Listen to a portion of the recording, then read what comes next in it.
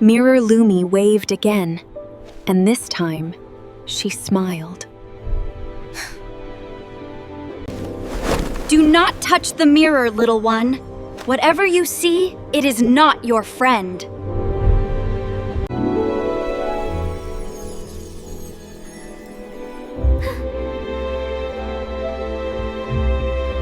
Mirror Lumi held up a key, but something felt very wrong.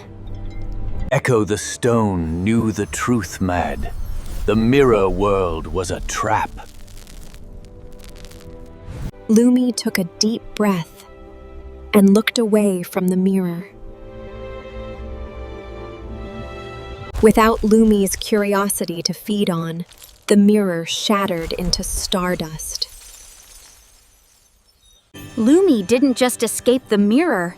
She found a brand new friend. Where would Glimmer lead her next? Hey, did you like our adventure tonight? If you did, give this a big thumbs up and hit subscribe so you never miss Lumi's next magical mystery. See you next time!